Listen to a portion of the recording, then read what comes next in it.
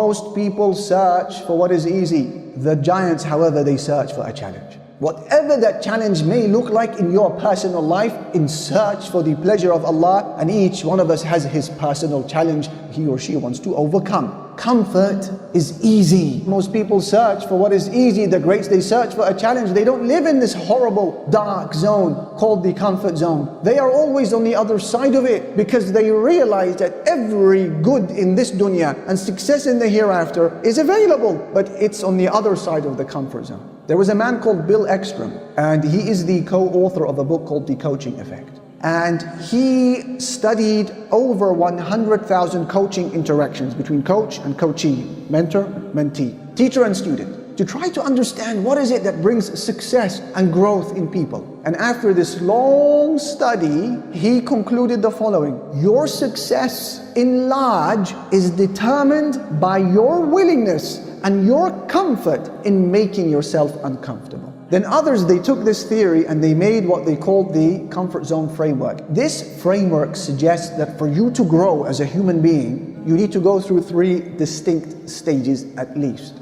The first of these zones is called the comfort zone. Most of humanity live and die within this zone, comfort zone. It's a great place to be. Why? Because it's a place of familiarity. When you're within your comfort zone, you're with your family, you're with your close circle of friends, you're not challenging yourself to be somewhere or to do something that's outside of your custom. You're comfortable because you can control the factors. There's no surprises. You're not being mentally strained. You're not being physically challenged. You're on autopilot, like driving, like watching TV. This is called the comfort zone. And here your brain will produce happy chemicals like serotonin and dopamine. It keeps you buzzing. There's nothing scary to expect. But the only problem within it is that nothing ever grows in that zone. Things only deteriorate. And there was a study that was conducted on 2,000 participants.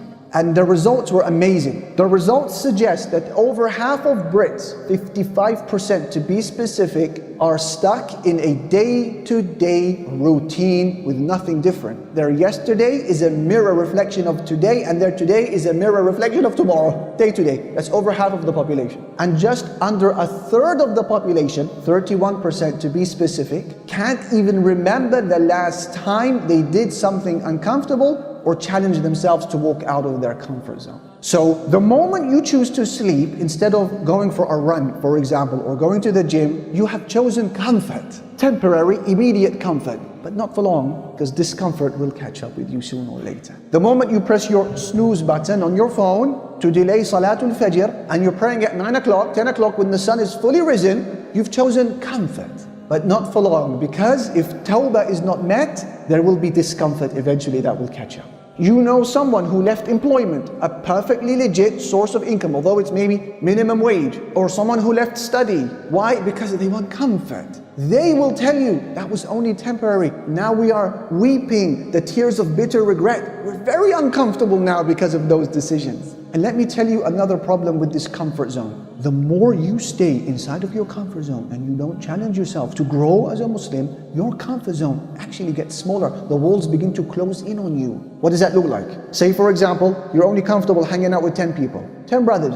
You don't like to hang out with anybody else. If you stay like that, it gets smaller, your comfort zone. So now you're only comfortable with 8 of them. And a few years later, it's just 5 of them. And the next thing you know, you're a complete loner, you're cut off. No one wants to talk to you. You don't want to talk to anyone else. The comfort zone doesn't stay the same size. It gets smaller. You only go to the masjid once a week, right? For example, only once a week, because you're comfortable with that.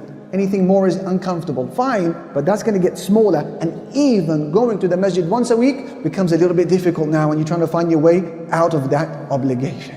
But the opposite is true. When you find new challenges as a Muslim, new challenges of growth, you meet new people, you plan for your religion, you learn something new, you're uncomfortable. Guess what? The borders of the comfort zone grow to meet you, to catch up with you, till what was uncomfortable yesterday becomes natural today. Keep doing it. What is natural today becomes comfortable tomorrow. It also grows. Don't live within the comfort zone. The comfort zone, therefore, is your worst enemy. Pack your luggage and come into the second zone now. What is the second zone on your way to growth? The fear zone. You've now managed to convince yourself to do something with your life, to learn a new craft, to learn a new trade, to improve your tajweed. You come into now the fear zone. all of a sudden you can't control the variables here. There's things that will challenge you physically, challenge you mentally, and your brain therefore starts blocking those happy chemicals of serotonin and dopamine, and instead it starts producing stress-related hormones like adrenaline and glutamate. You're now afraid, you're distressed, you're anxious. So most people, what do? They quickly scurry back into the comfort zone.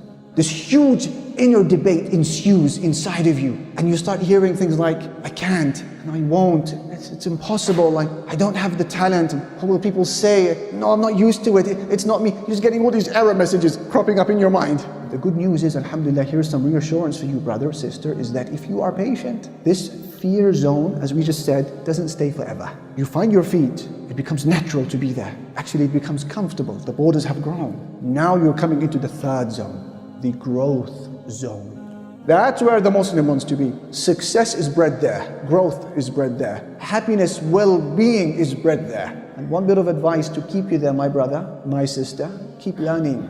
Minimize TV, wallah, minimize Netflix. Junk food is not what you consume through your mouth, it's what you consume through your eyes and ears. That is the worst form of junk we're allowing into our system. Keep learning, read, even if you don't like it, even if it makes you uncomfortable. We said we got to get out of that zone. If you have to watch something useful that will help you grow. Watch a beneficial YouTube lecture. Learn a new language, learn a new craft, learn a new trade. Keep learning. This is a salient characteristic of the giants. So you have the comfort zone, then you have the fear zone, then you have the growth zone. And here's what is interesting. You have two decks of people. You have a lower deck. May Allah protect us from these people. They are the people who live in comfort and laziness, and no objectives, low aspirations. That's the lower deck. And then you have a deck above them. They are the people who live in discomfort, but they are accomplished. They are growing, they are fulfilled. And SubhanAllah, both of these people, of these decks, they are both mocking each other. They both wonder at why you are there, you should join us. So listen to the conversation between them. The lower deck, the people of comfort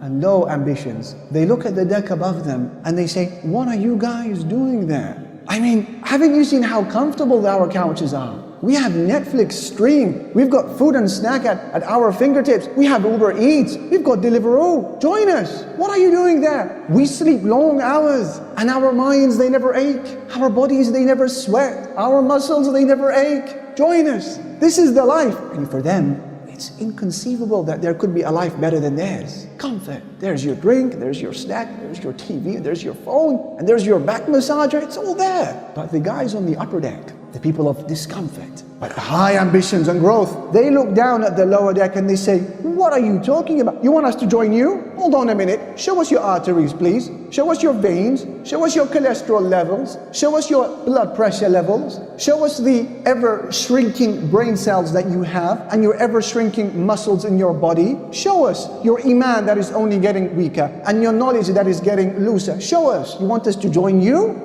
No, you should join us. Come see now the deck of ambition, the deck of growth, the deck of accomplishment. Come and join us. This is life here. We are the happy ones. Show us your recitation of the Quran. It hasn't grown. Your tajweed, it hasn't grown. Your circle of Muslim friends, they haven't grown. Your love of Allah, your iman, none of it has grown. You're the same person I met 10 years ago, if not worse. We are the people of ambition and happiness. Come join us here. And after all, your comfort, that's temporary. Discomfort will catch up with you. And our discomfort, that's temporary. And comfort will catch up with us very soon. So make a plan to come out of your comfort zone. If it's a sin that apparently gives you peace and comfort, make your plan to come out of that comfort. A certain hijab that you are abusing, it's giving you comfort, make a plan out of that comfort.